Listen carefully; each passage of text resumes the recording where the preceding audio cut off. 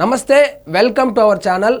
విధి ఆడిన వింత నాటకంలో నాగబాబు గారు మంత్రి కాబోతున్నారు. అదే నాటకంలో జగన్మోహన్ రెడ్డి గారు కేవలం ఎమ్మెల్యేగానే మిగిలిపోబోతున్నారు. ఆంధ్రప్రదేశ్ రాజకీయాల్లో ఎవరైనా ఈ పరిణామాన్ని ఊహించారా? నేనైతే ఊహించలేదు. జగన్మోహన్ రెడ్డి గారి కన్నా నాగబాబు గారు పై స్థానంలో ఉంటారని, నాగబాబు గారికి జగన్మోహన్ రెడ్డి గారి కన్నా ఎక్కువ సెక్యూరిటీ రాబోతుందని, నాగబాబు గారికి జగన్మోహన్ రెడ్డి గారి కన్నా ఎక్కువ పలుకుబడి రాబోతుందని, నాగబాబు గారు జగన్మోహన్ రెడ్డి గారి కన్నా పవర్ఫుల్ గా తయారవుతాడని నేను నా జీవితంలో అనుకోలేదు. కానీ రానే వచ్చింది. త్వరలో నాగబాబు గారు మంత్రి కాబోతున్నారు. జగన్మోహన్ రెడ్డి గారు కేవలం పులివెందల ఎమ్మెల్యేగానే మిగిలిపోబోతున్నారు. పులివెందలలో ఏదైనా సమస్య వస్తే, ఆ మంత్రిత్వ శాఖకు సంబంధించినటువంటి సమస్య వస్తే, వాస్తవంగా పులివెందల ఎమ్మెల్యే నాగబాబు గారికి వినతి పత్రం సమర్పించవలసిందే. ఆయన పోడనుకో, but as per the rules పులివెందులకు సంబంధించి ఏదైనా సమస్య వస్తే ఆ శాఖకు సంబంధించింది నాగబాబు గారే పరిష్కరించవలసి వస్తుంది. ఒకవేళ పులివెందులలో ఏదైనా అభివృద్ధి కార్యక్రమం జరిగితే ఒక శిలాఫలకం వేస్తారు.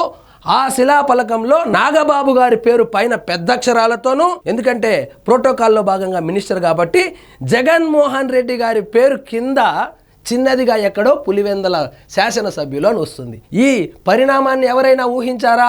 నేనైతే ఊహించలేదు.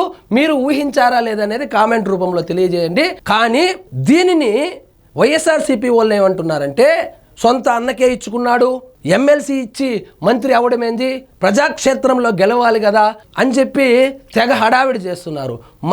మంత్రే, అది ఎమ్మెల్సీ అయి మంత్రి అయ్యాడా లేదా ఎమ్మెల్యే అయి మంత్రి అయ్యాడా అనేది రాజ్యాంగము. ఎమ్మెల్యే అయి మంత్రి అయినాను, ఎమ్మెల్సీ అయి మంత్రి అయినాను ఒకటే రోల్స్ అండ్ రెస్పాన్సిబిలిటీస్ ఉంటుంది. మనం చదువుకుని ఉంటే కదా. సో నెక్స్ట్ మంత్ 5 ఎమ్మెల్సీలు ఖాళీ కాబోతున్నాయి. ఈ 5 ఎమ్మెల్సీలు కూడా కూటమి ఖాతాలోనే పడబోతుంది. ఈ 5 ఎమ్మెల్సీల్లో 3 ఎమ్మెల్సీలు తెలుగుదేశం పార్టీకి, 1 జనసేన పార్టీకి, 1 బీజేపీకి అనేటువంటి వార్తలు వస్తుంది. జనసేన పార్టీకి సంబంధించి వచ్చేటువంటి ఎమ్మెల్సీని నాగబాబు గారికి ఇవ్వబోతున్నారు. నాగబాబు గారు ఎమ్మెల్సీ అయిన తర్వాత మంత్రి అయితే కాబోతున్నారు. ఆల్రెడీ అధికారికంగా సాక్షాత్తు ముఖ్యమంత్రి గారైనటువంటి చంద్రబాబు నాయుడు గారే లెటర్ రూపంలో కూడా ఇచ్చేశారు. దీని మీద పవన్ కళ్యాణ్ గారు ఏదో చెప్తున్నారు, చూద్దాం రండి.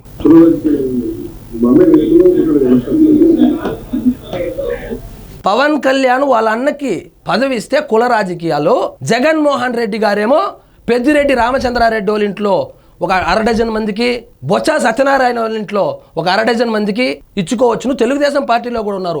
మిగతా పార్టీలు చేస్తేనేమో రాజకీయము, ఈయన చేస్తేనేమో కుల రాజకీయం అని చెబుతా ఉన్నారు. దానికి ఏం సమాధానం చెప్తున్నారు చూద్దాం.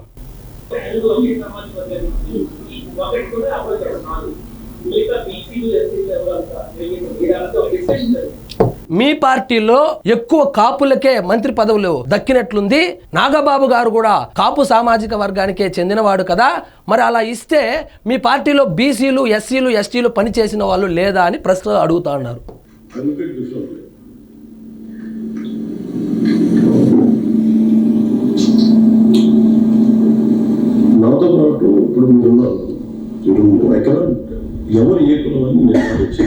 నేను కులాలను చూడను.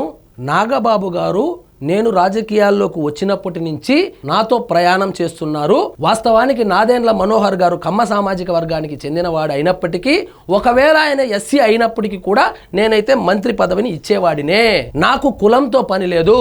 ఎవరైతే పార్టీలో నిబద్ధతతో, క్రమశిక్షణతో పని చేస్తారో పని చేసే వాళ్ళకే పదవులు లభిస్తుంది. ఏ క్వాలిఫికేషన్ ఉందని నేను చిర్రి బాలరాజుకు ఎమ్మెల్యే టికెట్ ఇచ్చాను. అతి సాధారణ వ్యక్తి అయినటువంటి హవాయి చెప్పులు వేసుకున్నటువంటి చిర్రి బాలరాజుని శాసనసభకు పంపించింది కూడా పవన్ కళ్యాణే. కానీ అదంతా ఎవరికి కనపడదు. వాళ్ళ అన్నకు మంత్రి పదవి ఇస్తే, వాళ్ళ అన్నకు ఎందుకు అది కూడా మంత్రి పదవి ఇవ్వవలసి వచ్చిందంటే, వాళ్ళ అన్న పార్టీ పెట్టినప్పటి నుంచి ఉన్నాడు. పార్టీ పెట్టినప్పటి నుంచి కాదు, ప్రజారాజ్యం పార్టీ నుంచి ఉన్నాడు. ఈయనతో ప్రయాణం చేస్తున్నాడు. ఈయన లేనప్పుడు పార్టీకి సంబంధించినటువంటి కార్యక్రమాలు చూసుకునేది కూడా నాగబాబు గారే. అదేవిధంగా పార్టీకి ధన సహాయం కూడా చేసి ఉన్నాడు. గత ఎన్నికల్లో ఎంపీగా పోటీ చేసి నరసాపురం నుంచి ఓడిపోవడం జరిగింది. ఈ ఎన్నికల్లో కూటమి కూటమిలో భాగంగా అనకాపల్లి టికెట్ నాగబాబు గారికి వచ్చి ఉండాలి. వచ్చి ఉంటే ఖచ్చితంగా గెలిచి ఉండేవాడు. కానీ పొత్తు ధర్మంలో భాగంగా పవన్ కళ్యాణ్ గారి మాటకు వాల్యూ ఇచ్చి కేటాయించినటువంటి టికెట్ను బీజేపీకి ఇచ్చేయడం జరిగింది.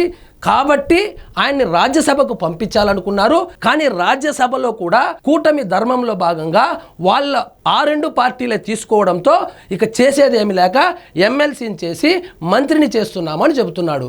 కాబట్టి ఇందులో కులము మతము కాదు. నాగబాబుకి ఏం తక్కువ? నాగబాబు పార్టీ పెట్టినప్పుడు నుంచున్నాడు. నాగబాబు ధన సహాయం చేశాడు పార్టీకి. నాగబాబు ఒక కార్యకర్తలాగా పనిచేశాడు. అంతకు మించి నాగబాబు చదువుకున్న వ్యక్తి. కాబట్టి పదవులు అనేది కులం చూసో మతం చూసో రాదు. ఎవరైతే పార్టీ కోసం క్రమశిక్షణతో పనిచేస్తారో వాళ్లకు పదవులు వెతుక్కుంటూ వస్తుంది అనేదానికి ప్రత్యక్ష ఉదాహరణ ఇది. కాబట్టి ఏడ్చేవాళ్ళు ఏడుస్తూనే ఉంటారు. ఆయన ఏం చేస్తాడులే కానీ వాళ్ళు ఏడవని, వాళ్ళ ఏడుపులే జనసేన పార్టీకి ఎదుగుదల అని భావించి ముందుకెళ్లడమే. ఇదండి ఈరోజు మన టాపిక్. మీకు ఈ వీడియో నచ్చినట్టయితే లైక్ చేయండి, షేర్ చేయండి.